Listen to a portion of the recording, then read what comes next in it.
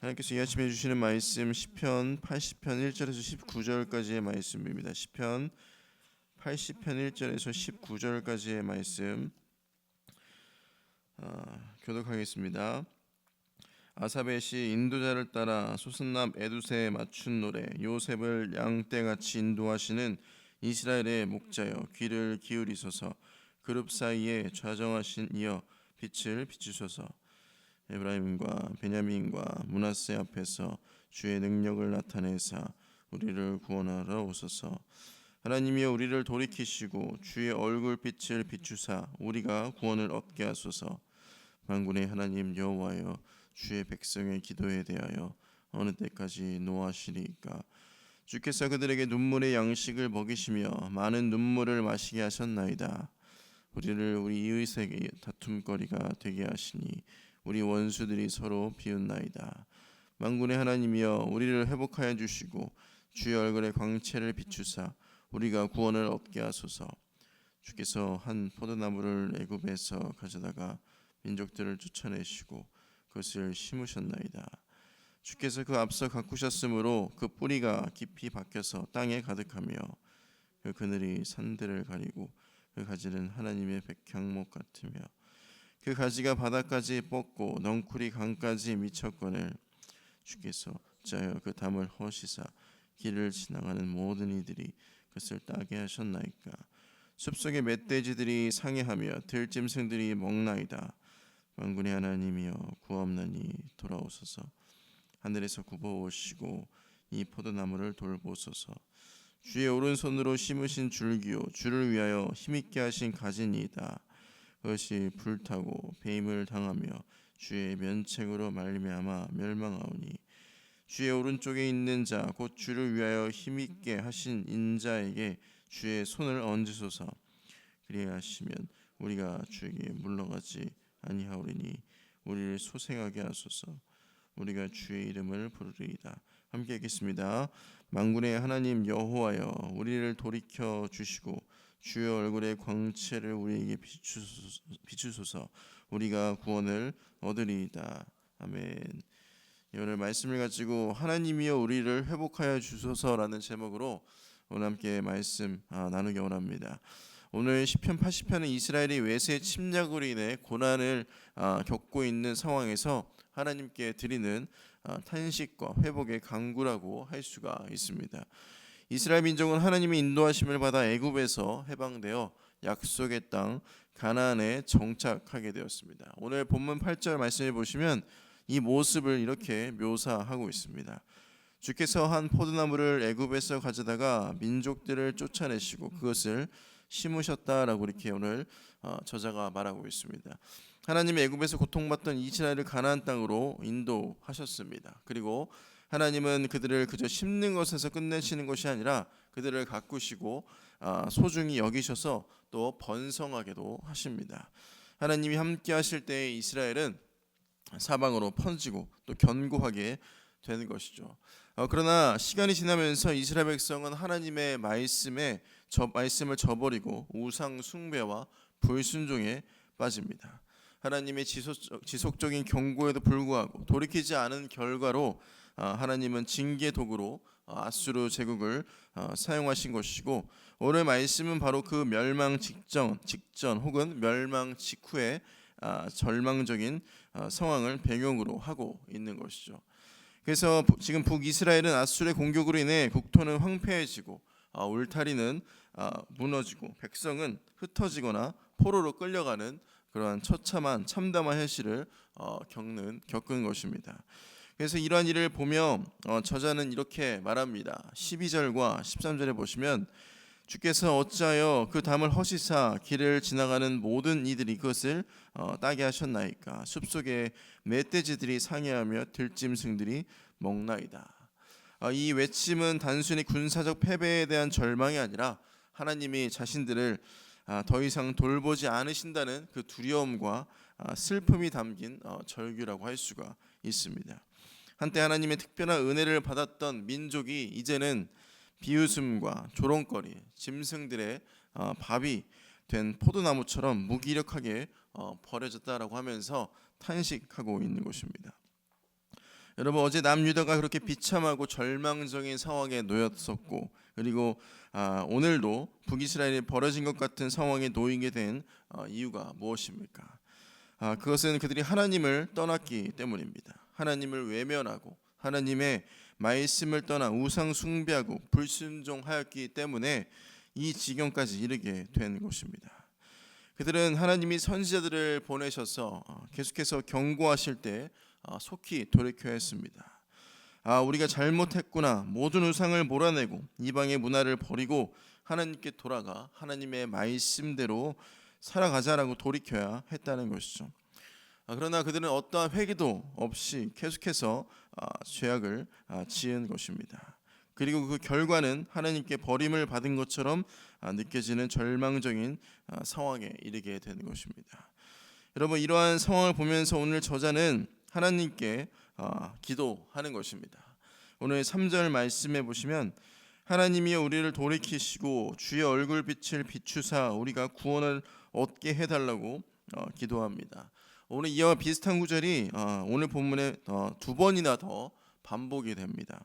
오늘 7절과 19절을 보시면 만군의 하나님이여 우리를 회복하여 주시고 주의 얼굴의 광채를 비추사 우리가 구원을 얻게 하소서라고 하고 있고, 또 만군의 하나님 여호와여 우리를 돌이켜 주시고 주의 얼굴의 광채를 우리에게 비추소서 우리가 구원을 얻으리다 하면서 세 번이나 이렇게 반복하고 있습니다.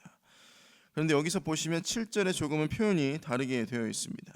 다른 2절 3절과 19절은 하나님 여호와여 우리를 돌이켜 주시고 라고 되어 있지만 7절은 우리를 회복하여 주시고 라고 해석이 되어 있습니다.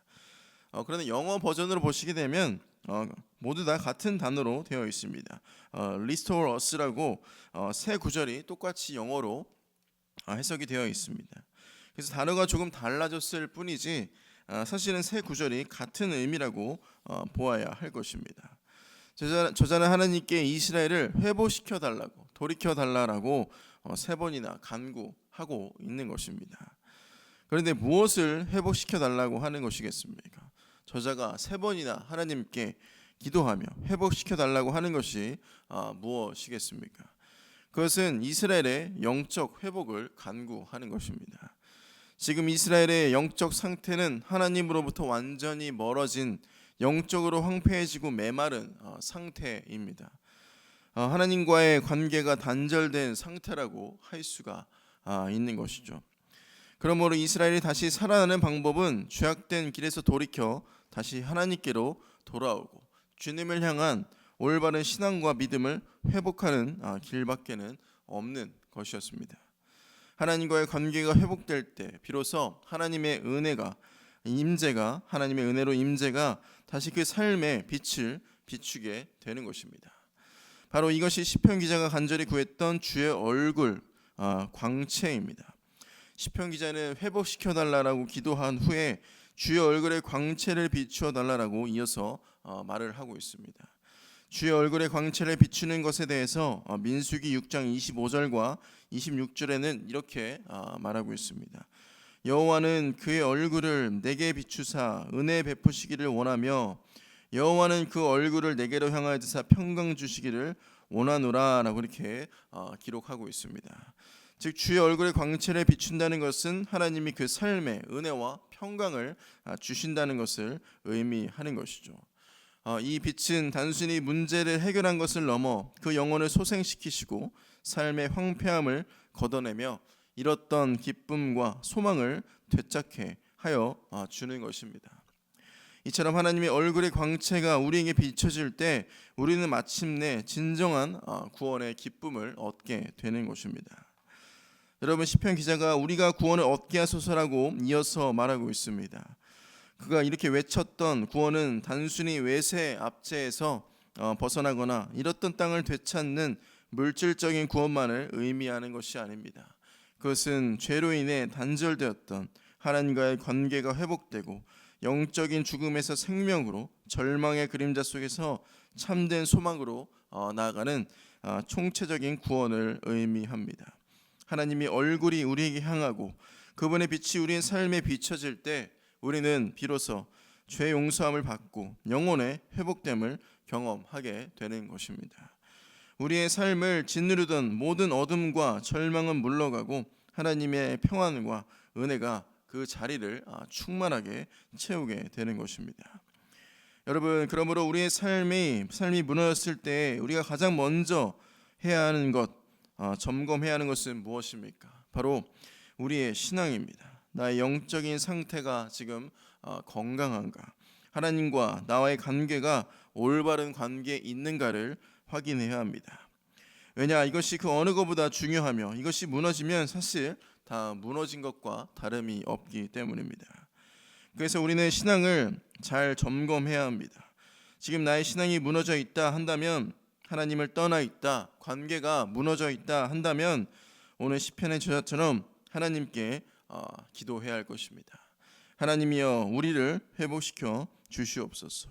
주의 얼굴의 광채를 비추사 우리가 구원을 얻게 해주소서라고 다시 기도해야 할 것입니다.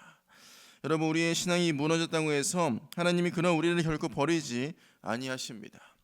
우리가 하나님께 회복을 구할 때 자비하신 하나님은 그 사람을 반드시 다시 회복시켜 주십니다. 신앙을 회복시켜 주십니다. 하나님과의 관계를 다시 회복시켜 주십니다. 회복을 구할 때 주의 얼굴의 광채를 비추셔서 은혜와 평강을 더하여 주시고, 궁극적으로는 우리의 삶 전체를 회복시켜 참된 구원의 기쁨과 소망을 다시 누리게 하시는 것입니다.